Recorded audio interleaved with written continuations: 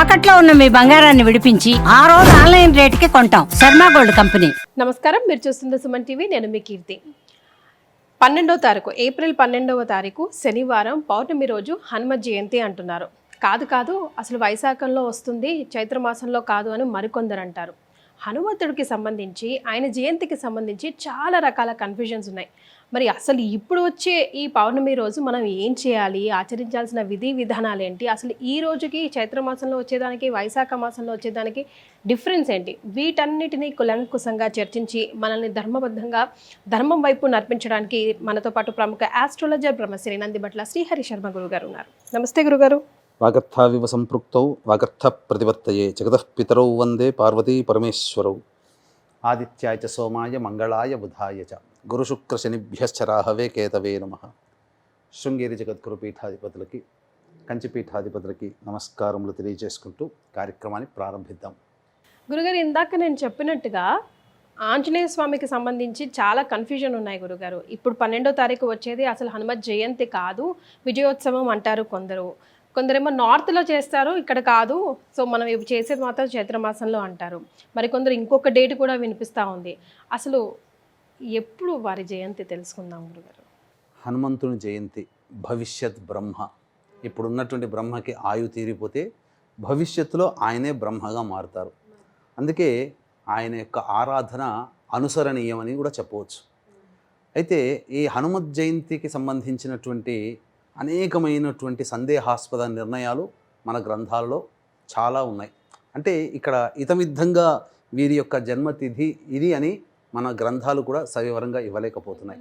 ఎందుకంటే చాలామంది మనకు నార్త్ సైడ్ కనుక చూసుకుంటే చైత్ర పౌర్ణమి రోజునే హనుమత్ జయంతి జరుపుతారు. అది ఆచారం. మన తెలంగాణ ప్రాంతంలో కూడా కొంత ఫాలో అవుతున్నారు. కానీ ఆంధ్ర తదితర కర్ణాటక తదితర ప్రాంతాల్లోకి వెళితే వైశాఖ బహుళ దశమి తిథి రోజున హనుమంతుల వారి జయంతి అని చెప్పడం జరుగుతుంది. అందుకనే ఎందుకు కర్ణాటక హంపి దగ్గర ఉన్నటువంటి క్షేత్రంలోనే హనుమంతుల వారి యొక్క జన్మ జరిగిందని చెప్పి మనకు చెప్పబడుతుంది. అంతేకాకుండా మనకు ధర్మసింధు, నిర్ణయ సింధు అనేటువంటి యొక్క ప్రధానమైనటువంటి ధర్మ గ్రంథాల ప్రకారం కనుక చూసుకున్నట్లయితే కార్తీక మాసము కృష్ణపక్షము అంటే అమావాస్య ముందు రోజు చతుర్దశి తిథి మేషలగ్నములో స్వాతి నక్షత్రంలో మంగళవారం రోజున హనుమంతుల వారి జన్మ రాత్రి సమయంలో జరిగింది అని చెప్పబడుతుంది.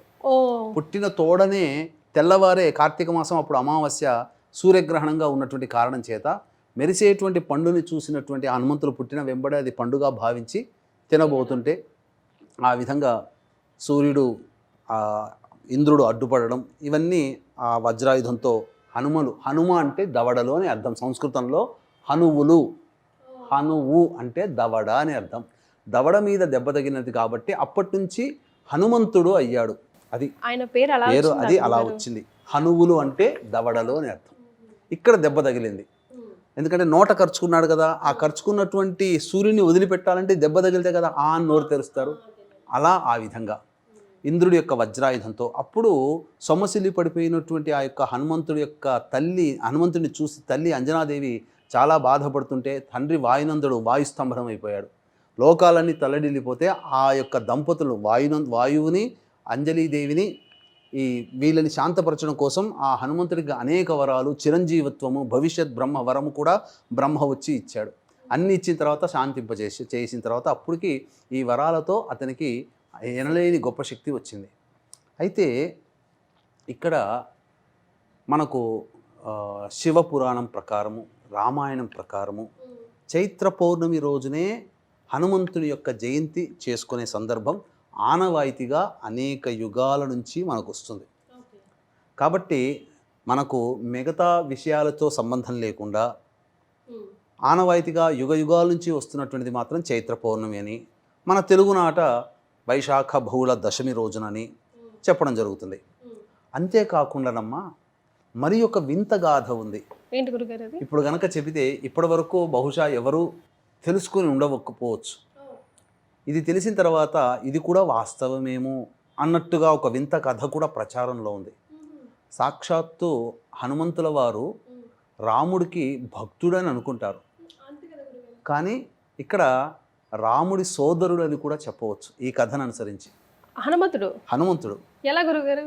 మనకు దశరథుడు సంతానం కోసం పుత్రకామేష్టి యాగం చేశాడు కదా. చేసిన తర్వాత లలితా అమ్మవారి యొక్క అనుగ్రహం, లలితా నవరాత్రుల్లో నవాన్నిక దీక్షగా చేశారు. ఎవరు చేయించారు? ఋష్యశృంగుడు. తన అల్లుడైనటువంటి ఋష్యశృంగ మహర్షి ఆధ్వర్యంలో 3 భార్యల్ని పక్కన కూర్చోబెట్టుకొని పుత్రకామేష్టి యాగము చైత్రమాసము పాఠ్యం నుంచి ప్రారంభం చేసి నవాన్నిక దీక్షగా 9 రోజులు దీక్షగా చేసిన తదనంతరం ఆ యొక్క సంబంధించినటువంటి దీక్ష వలన యజ్ఞపురుషుడు ఉద్భవించి యజ్ఞప్రసాదముగా బియ్యము, గుడము అంటే బెల్లము మరియు పాలు ఇవన్నీ ఇచ్చి ఋష్యశృంగుడికి ఇచ్చి పాయసాన్నము తయారు చేసి దశరథుడికి ఇయ్యవయ్యా, అతను తన భార్యలకు అందిస్తాడు, ఆ ప్రసాదము తినడం ద్వారా సంతానం కలుగుతుందని చెప్పి యజ్ఞపురుషుడిచ్చి అంతర్ధానం అయిపోతాడు. ఆ విధంగా ఋష్యశృంగ మహర్షి ఆ దశరథుడికి ఆ ప్రసాదం అంతా కూడా పాయసాన్నం తయారు చేసి దశరథుల వారికి ఇస్తారు. అయితే ఆ యొక్క ప్రసాద భాగము మొట్టమొదటి పట్టమహిషి కౌసల్యాదేవి, సుమిత్ర, ఆఖరణ కైకేయి కదా. కైకేయి మనసులో ఏమనుకుందంటే నేను ఎంతో ఇష్టమైన భార్యని కదా, మొట్టమొదట నాకే ప్రసాదం పెడతాడేమో అనుకున్నది. కానీ వరుస క్రమంలో కౌసల్యకి సుమిత్రకి ఇచ్చిన తర్వాత కైకేయికి ఇచ్చింది. చేతిలో పట్టుకుంటుంది, నాకు ఇయ్యలేదు అని చెప్పేసి బాధపడుతూ అలా చేతిలో పట్టుకొని ఆకాశంలో ఇలా ఎదురు చూస్తూ కూర్చున్నది, బాధపడుతూ నాకు ఇవ్వలేదని బొంగమూతి పెట్టుకొని అలక పాన్పు ప్రసాదం భుజించలేదు. అయితే ఇక్కడ జరిగిన విషయం ఏంటనంటే అలా పట్టుకున్నప్పుడు ఆ యొక్క ప్రసాదాన్ని ఒక గ్రద్ద తీసుకొని పోయింది. ఆ తీసుకొని పోయిన తర్వాత ఎక్కడ వదిలిపెట్టింది? దీనికి ఇక్కడ చూసుకుంటే కేసరి మరియు అంజనాదేవి దంపతులు ఇద్దరు. ఆ అంజనాదేవి ఏంటనంటే నాకు గొప్పదైనటువంటి కుమారుడు, మహాబల పరాక్రమవంతుడైనటువంటి కుమారుడు కావాలని చెప్పి ఘోరమైనటువంటి తపస్సు చేసింది. అంతటా ఈశ్వరుడు ప్రత్యక్షమై 12 రుద్రులలో మహాపరాక్రమవంతుడైనటువంటి మహారుద్రుని యొక్క అంశ నీలో పడుతుంది, కాబట్టి నీవు అంజలి ఘటిస్తూ నీవు ఉపాసన చెయ్యి అంజనా, నీకు ప్రసాదం పడుతుంది. ఆ ప్రసాదాన్ని భుజించిన వెంబడే నా 12 రుద్రుల్లో మహాపరాక్రమవంతుడైనటువంటి 11 రుద్రుడు నీ గర్భంలో జన్మిస్తాడు అని చెప్పి శివుడు వరం ఇస్తాడు. వరం ఇవ్వగానే అంజలి ఘటిస్తూ ఇలా ఉంటుంది అంజనీదేవి. ఇంతన ఆ గ్రద్ద పోతూ ఉంటుంటే గాలి తాకిడికి ఆ గ్రద్ద ముక్కు నుంచి ఉన్నటువంటి పాయసాన్నము అంజలిలో అంటే అంజనీదేవి యొక్క చేతిలో దోసిడిలో పడుతుంది. ఇదే ప్రసాదంగా భావించి అంజలి గ్రహిస్తుంది.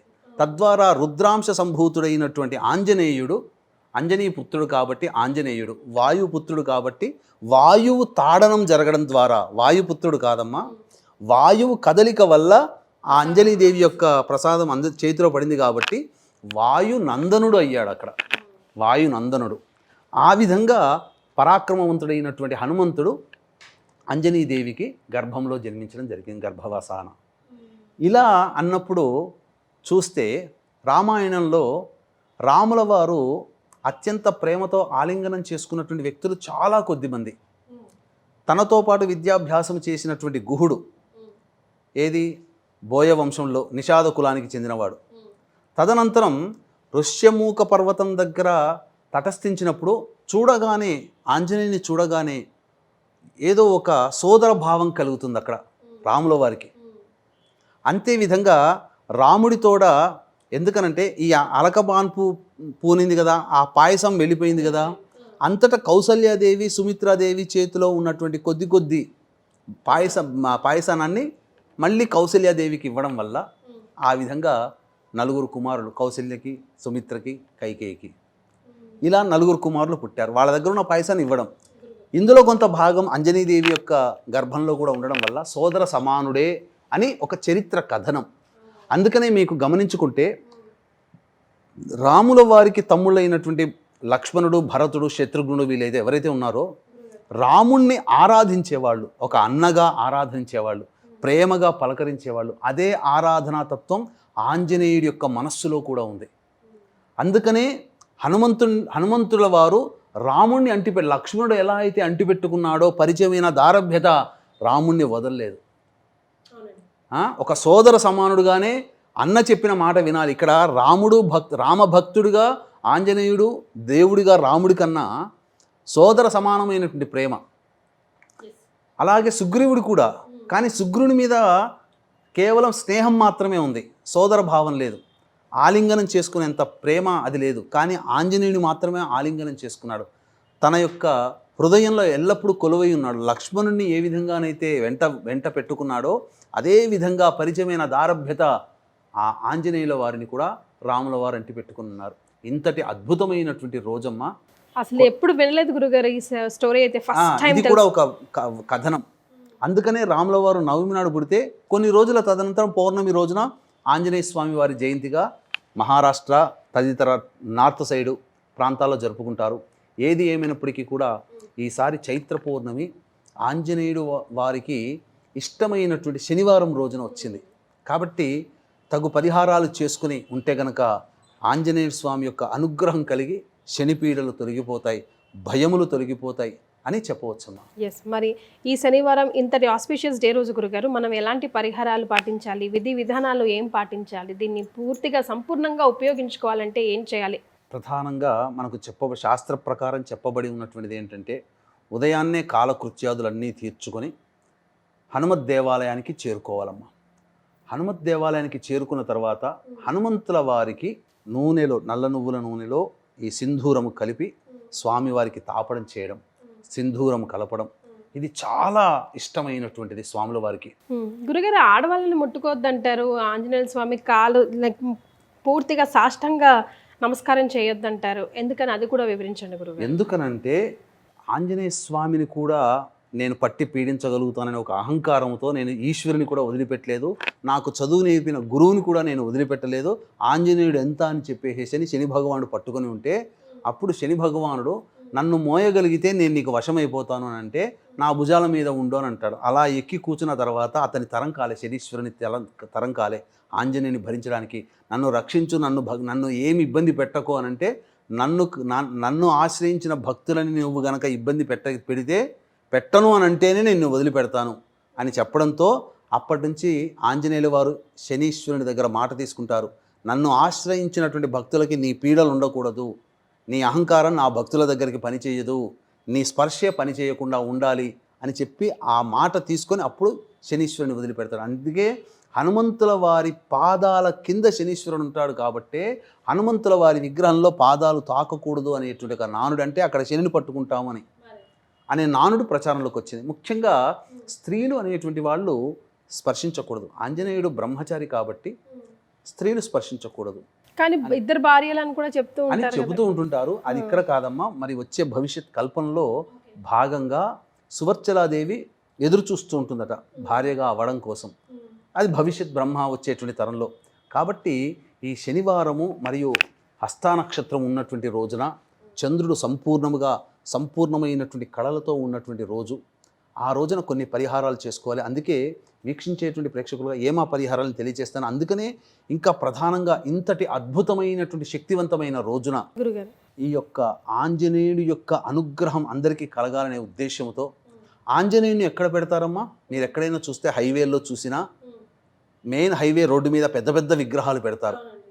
ఏ బండి కొన్నా ఫస్ట్ ఆంజనేయ స్వామి గుడిలో పూజ చేస్తారు. ఎందుకు? ప్రమాదాల నుంచి రక్షించేవాడు ఆంజనేయుడు కాబట్టి ఇట్టి ప్రమాదాలు జరగకుండా అందరినీ సంరక్షించాలనే సదుద్దేశంతో ఈ 12వ తారీఖు రోజున సాయంకాలం ప్రదోషకాల సమయంలో చిత్తా నక్షత్రం ఉంటుంది. ఆ చిత్తా నక్షత్రం ప్రవేశం చేసిన తదుపరి పౌర్ణమి ఇంకా అప్పటికి ఉంటుంది, మధ్యరాత్రి వరకు ఉంటుంది. కాబట్టి ఆ రోజున మా పీఠం ఆధ్వర్యంలో ఈ హనుమత్ మూలమంత్ర హోమము, తర్వాత శని దోషము, ఇప్పుడు వెంబడే శని ప్రారంభించాడు, మీనరాశికి వచ్చాడు కాబట్టి కుంభము, మీనము, మేషరాశి వారికి ఏలినాడు శని దోషము, మిథున రాశి వారికి కట్టక శని దోషము, అలాగే సింహరాశి వారికి అష్టమ శని దోషము, ధనుస్సు రాశి వారికి అర్ధాష్టమ శని దోషము, అలాగే కర్కాటక రాశి వారికి మరియు ఈ యొక్క వృశ్చిక రాశి వారికి యోగ శని దోషం. వెరసి మేష, మిథున, కర్కాటక, సింహ, వృశ్చిక, ధనుస్సు, కుంభ, మీన రాశుల్లో జన్మించినటువంటి వారికి కన్యా రాశితో కూడా జన్మించినటువంటి వారికి ఈ యొక్క శనిదోష ప్రభావం ఉంటుంది. కాబట్టి ఈ చెప్పినటువంటి రాశుల్లో జన్మించినటువంటి వారికి ఉపయోగార్థమై ఆ రోజు మహత్యమైనటువంటి శని సంబంధించినటువంటి శని నివారణ తగ్గేటువంటి రోజు కాబట్టి శనీశ్వర హోమము, అఘోర పాశుపత మంత్ర హోమంతో పాటుగా ముఖ్యంగా ఈ యొక్క కార్యక్రమంలో నమోదు చేసుకున్నటువంటి వాళ్ళకి కరుంగలి మాల అనేటువంటిది ఇవ్వడం జరుగుతుంది. శంగాలి కరుంగలి రెండు కలిపినటువంటిది. కరుంగలి అందరికీ తెలిసిందే, నెగిటివ్ ఎనర్జీ పోతుందని. కానీ ఈ కరుంగలి మాల ధరించడం వల్ల కాలసర్పదోషం తొలగిపోతుంది, కుజదోషం తొలగిపోతుంది. ఎవరైతే ఈ మాలని ధరిస్తారో ఆ మాల ధరించినటువంటి వ్యక్తికి బైక్ నడిపేటప్పుడు, కారు నడిపేటప్పుడు, సైకిల్ నడిపేటప్పుడు, ఏదైనా వాహనం నడిపేటప్పుడు ప్రమాదాలు జరగకుండా ఆ శనివారం రోజున చైత్ర పౌర్ణమి సందర్భంగా హనుమంతుని యొక్క శక్తినంతా కూడాను తీసుకొని ఆ యొక్క శక్తిపాతము చేయబడినటువంటి శంకరుంగలి మాల ధరించడం వల్ల అపమృత్యు భయదోషాలు, ముఖ్యంగా వాహన గండ దోషాలు తొలగిపోతాయి. ఆ శక్తిపాతం చేసినటువంటిది ఇవ్వడం జరుగుతుంది. కేవలం ఈసారి మండలం లేదా 30 మంది లేదా మ్యాక్సిమం 40 మందికి మాత్రమే దీన్ని అవకాశంగా ఇవ్వదలుచుకున్నామా. ఓకే, 40 మంది మాత్రమే కొనుక్కోవచ్చా గురుగారు? 40 మందికి మాత్రమే అవకాశం ఇవ్వదలుచుకున్నాం. ఈ రాగిలో చుట్టబడినటువంటిది, ఏదో అందరికి ఇప్పుడు కరుంగలి అంటే తాళ్ళలో చుడుతున్నారు, అది కాక ప్రతిదీ కూడా దగ్గరగా కలిపి వస్తుంది. కానీ మనము ఏ పూసకు ఆ పూస కలవకూడదు మాల ధరించేటప్పుడు. ఇప్పుడు నేను ఈ మాల ధరించాను, ఇది రెండు కలుస్తున్నాయా? మధ్యలో ముడి ఉంది కదా. అట్లాగే ఏ మాల ధరించినా మధ్యలో ఒకటి కలవకూడదు. ఇది మాలా నియమం, మాలాధారణ యొక్క నియమం. అటువంటిది మనం ఏర్పాటు చేస్తున్నాం. అవకాశం ఉంటే ఈ కార్యక్రమంలో గోత్రనామాదులు నమోదు చేసుకుని ఆ రోజున సాయంకాలం జరుగుతున్నటువంటి పూజల్లో గోత్రనామాదులు నమోదు చేసుకుని శక్తిపాతము చేయబడినటువంటి ఈ మాలని అందరికీ ఇవ్వడం జరుగుతుంది. అలాగే ఆ రోజున ఆంజనేయ స్వామికి, అంటే ప్రధానంగా మనం గమనించుకుంటేనమ్మా, ఈ హనుమత్ జయంతి అనేటువంటిది గురువారము కానీ శనివారము కానీ రావడం చాలా అరుదుగా వస్తుంది. అత్యంత అరుదుగా వస్తున్నటువంటి రోజు గురువారమైనా శనివారం వచ్చినా చైత్ర పౌర్ణమి అద్భుతమైన రోజుగా మనకు ధర్మసింధులో చెప్పబడి ఉంది. కాబట్టి ఈసారి శనివారము చైత్ర పౌర్ణమి శనివారంతో వస్తుంది. పైగా చిత్తా నక్షత్రం కూడా ఆ రోజున ఉంటుంది. కాబట్టి ఆ రోజున ఆంజనేయ స్వామి దేవాలయానికి చేరుకొని శ్రీరామనామ జపం చేస్తూ 27 ప్రదక్షిణలు చేసి 8 సార్లు హనుమాన్ చాలీసా పారాయణం చేసినటువంటి వాళ్ళకి శనిపీడలు తొలగిపోతాయి. ఆ రోజున వడమాల సమర్పించవచ్చు, తమలపాకుల మాల సమర్పించవచ్చు, లవంగాలు యాలకుల మాల సమర్పించవచ్చు. సకల బాధలు జాతకరీత్యా ఉన్నటువంటి దోషాలు తొలగిపోతాయి. అంతేకాకుండా తీపి బెల్లాలతో చేసిన అప్పాల మాల కూడా స్వామివారికి వేయవచ్చు. దీనికి ఇంత అని సంఖ్య అంటూ ఏమీ లేదు. కానీ శాస్త్రంలో ఒకటి ఏం చెప్పబడి ఉందంటేనమ్మా, శాస్త్రబద్ధమైనటువంటి మంత్రగర్భితమైనటువంటి హనుమత్ కవచాన్ని సంపాదించుకొని ఆ హనుమత్ కవచాన్ని 1,25,000 జపసంఖ్య ఎవరైతే చేస్తారో వారికి హనుమంతుల వారికి వచ్చినటువంటి సిద్ధుల్లో అనిమాది అష్టసిద్ధుల్లో ఖచ్చితంగా అష్టసిద్ధులు లభిస్తాయని చెప్పి ఉంది. గాలిలో తేలగలిగేటువంటి శక్తి 1,25,000 జపం చేసినటువంటి ఈ హనుమత్ మంత్రగర్భితమైనటువంటి హనుమత్ కవచాన్ని పారాయణం చేసిన వాళ్ళకి 1,25,000 జపం చేస్తే గాలిలో నడయాడే శక్తి అనేటువంటిది వస్తుంది. ఇది పూర్వకాలంలో ఆచరించిన వాళ్ళు ఉన్నారు, ఇప్పుడంటూ ఎవరూ లేరు. అంత దీక్ష, అంత పట్టుదల, అంత ఏకాగ్రత ఎవరికి ఉంది? అంతగా చేయలేరు. కలియుగ ప్రమాణాన్ని అనుసరించి 1,25,000 ఇంటూ 4 సార్లు అంటే దాదాపు 5 లక్షలు చేయాలి. అది చెప్పబడినటువంటి నియమం సత్యయుగం కాల నియమం. కలియుగంలో ఉన్నాం, సత్య త్రేత ద్వాపర, ఇప్పుడు కలియుగంలో ఉన్నాం. 4 యుగాలంటే 4 రెట్లు చేసుకోవాలి. ఇప్పుడు అందరూ గ్రహ జపాలు చేస్తున్నారు. కుజుడికి 7,000 అంటే 7,000 జపం చేశామని అంటున్నారు. కానీ ఆ గ్రహాలు ఏర్పడ్డప్పుడు 7,000 జప సంఖ్య. కానీ కలియుగానికి వచ్చేసరికి యుగ ప్రమాణాన్ని అనుసరించి పెంచుకుంటూ పోవాలి, అంటే 4 రెట్లు చేయాలి. ఇప్పుడు ఎవరు చేస్తున్నారు? అందుకే జపాలు చేసినా ఫలించట్లేదు. మానసికంగా గట్టిగా స్థిరంగా ఉండి చేయాలి జపాలు, ఎవరూ చేయట్లేదు. కాబట్టి ఆ విధంగా ఫలితాలు కూడా రావట్లేదు. అందుకనే నిష్టగా, నియమముతో, ఏకాగ్రతతో మంత్రగర్భితమైనటువంటి హనుమత్ కవచాన్ని 1,25,000 జపసంఖ్య ఎవరైతే చేసుకుంటారో కులమత భేదం లేకుండా వాళ్ళకందరికీ కూడా వాయునందుడితో సమానం, అంటే గాలిలో నడిచేటువంటి శక్తి కలుగుతుంది.